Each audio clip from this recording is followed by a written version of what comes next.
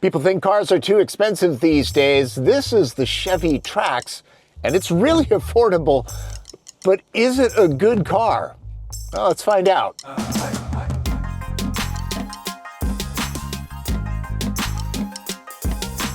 Everything seems so expensive these days. Going out for a decent dinner practically requires a home equity loan. The average car goes for some 50 grand. Chevrolet's Trax, on the other hand, is affordable transportation. This plucky hatchbacky SUV looks and drives a grade higher than its price, maybe two. More than usual, people were drawn in during my week with it. The verdict? And that's before they know the cost. This particular car that I'm driving is the Activ trim. As tested, its MSRP is $27,900, which might make you think that it's a super stripped rental car special. No, it's fully loaded. You'd have a tough time spending any more on a Trax. There is the base model that starts at $21,800, but it has 17-inch steel wheels with plastic covers. It's the one your pizza will get delivered in. Classic Seattle weather keeps the optional powered sunroof shut this week. Included all-weather mats are getting a workout. The $800 driver's confidence package adds adaptive cruise, blind spot warning, and rear cross traffic alert. Definitely worth it. At $395, marina blue paint pops like Paul Newman's eyes. Most folks taking a stab at the price were off by $10,000 to $15,000. The same thing happened when I drove Trax's sister, Buick Envista. The Tri-Shield version gets budget Lamborghini Urus design. For some, it might be worth the extra couple grand over the Chevy. Both cars run with the same powertrain, a turbocharged 1.2-liter three-cylinder that pumps out 137 horsepower and 162 pound-feet of torque lower in the rev range. On average, Trax weighs 3,000 pounds.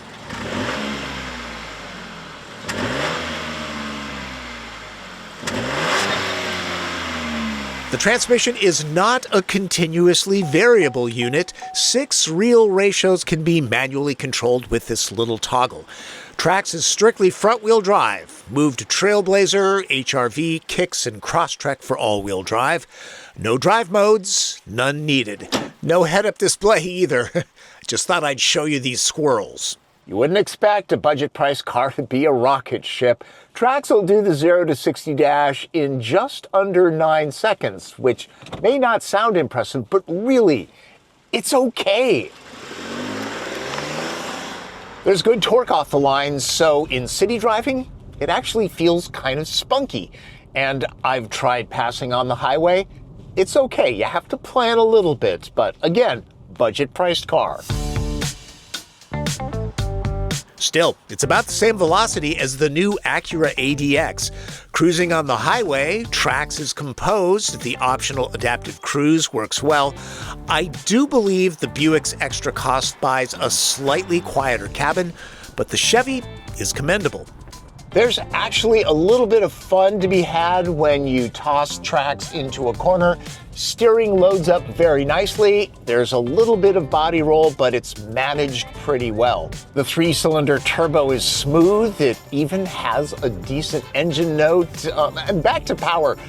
The camera doesn't really show how steep this hill is, but it's a grade, and this is no problem for the Trax. I did this in the Nissan Kicks, and it struggled a little bit. So power is fine with this car.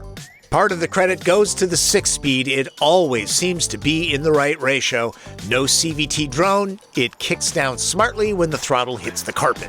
As far as the ride quality goes, this is a good blend between athletic and comfort. You will feel bumps when you hit them, especially the big ones, but I keep saying this, but it's true. For an affordable vehicle, it's really good.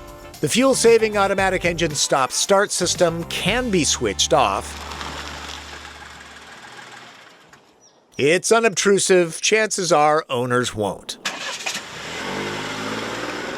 Fuel economy, the EPA rates the Trax at an average of 30 miles per gallon on standard grade fuel. That's pretty average in class, a couple better than the front-wheel drive HRV, the same as Nissan Kicks, and a couple less than Corolla Cross and Kia Soul. There's Hyundai Kona and Kia Seltos too. Both are available with all-wheel drive when forking over an extra $1,500. Subaru Crosstrek and Mazda CX-30 are strictly all-wheel drive. Generally, the interiors of lower-priced cars are described as penalty boxes. Trax has personality happening. Yeah, plastics are hard, but they're full of character. Door releases feel better than the $52,000 Toyota Crown Signia I recently tested. There's a heated steering wheel. Seats are comfortable and heated with hide from synthetic cows. The drivers get power. The passenger will have to adjust things manually. It's roomier than expected in here, opening up lots of cubbies to squirrel things away. The interface's 11-inch screen has crisp graphics, good touch response, and excellent menu layout. And here's a concept: hard buttons for the things that need them, like lights. Order the sunroof to get the charge pad. That's an odd bundling. But Android Auto and Apple CarPlay are wireless. With only 6 speakers, the sound system isn't super loud, but the soundstage is solid and the tone is rich. I'm 5'9" and sitting behind myself, I'm surprised to find that Trax has an awful lot of room back here. Headroom, pretty good. Knee, leg, and foot room, wow, look at that. Very generous. Cushions are long and high enough for excellent thigh support. The door openings are average inside, but you can get in and out, no problem. A small water bottle or a can like this fit in here. These are the only cup holders in back. Being a budget car, cost savings means there's no pocket here. The stitched door panel up front is replaced by a plastic plate. Center armrest is missing in action, and there are no adjustable vents. However, there are power ports and a nice place to tuck your phone. The floor is electric vehicle flat, which really helps with footroom. Trax does have belts for 3, but the bench isn't overly wide. So if you're putting a trio back here, make them very skinny people. Otherwise, keep it to 2.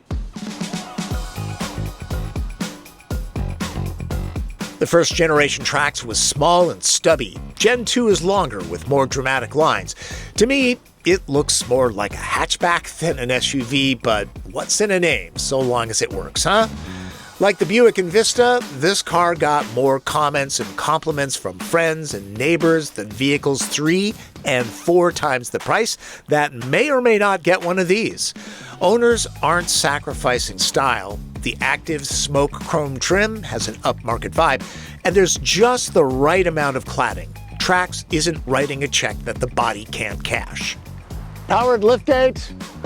Now, come on, not at this price, though really. It's very easy to do. A neat trick I wish more vehicles had: you can store the security cover here. Kind of shocking that at under $28,000, Trax gets a spare tire that luxury cars often skip. And yes, these mats are included at that price. Don't expect remote releases or power ports back here. Seats down, there's 54 cubic feet to fill, about the same as SUVs a size larger. With all the seats occupied, the cargo hold measures just under 26 cubic feet. Again, not too shabby for a vehicle this size. It scores a 6 in the TP trunk test, same as sister Envista. Cars have always been expensive and always will be. They're the most complex consumer product on the planet. For buyers that don't know how to navigate the used vehicle market, something like this is great for, say, a single parent that needs reliable transportation with a warranty. Trax has a lot going for it. It's priced right, it looks good, it's roomy, it's got good utility, fuel economy is decent, and for its price, it's pretty refined. Now, some people are going to want all-wheel drive and maybe a little bit more power, but the reality is that's a different car. Anyone that complains there are no affordable vehicles these days is not paying attention. Trax is not the only one out there. but it should be on the test drive list. I was hoping the T word wouldn't have to be addressed, but darned if tariffs aren't happening. For how long? Who knows? GM is a global manufacturer. Trax is made in South Korea, so it will get nailed. Anyone that claims they know how hard the automotive sector and consumers will get hit is either lying or lucky. There are just too many variables. But if tariffs continue, it will mean higher prices for both new and used cars because the automakers don't have the profit margins of clothes and shoes. So buckle up, folks. It's going to be a bumpy ride. Before I go, special thanks to Martin Campbell. He drives while I shoot running footage. So we play this game where I ask him when he first gets in the car how much he thinks the vehicle is. And this time... Oh, it's completely wrong. It's, yeah, way off. How much? 45, 47. Yeah, see? That's how good this car is. Also, your Instagram channel, go ahead, pitch it. No, he's going to put it up right here. Because he doesn't know the name. Don't remember. He still doesn't know the name. Really, check out his page. Martin is a great still photographer and DJ. He also makes killer sourdough bread. Real quick before I go, you all know where the Chevy bow tie comes from, right?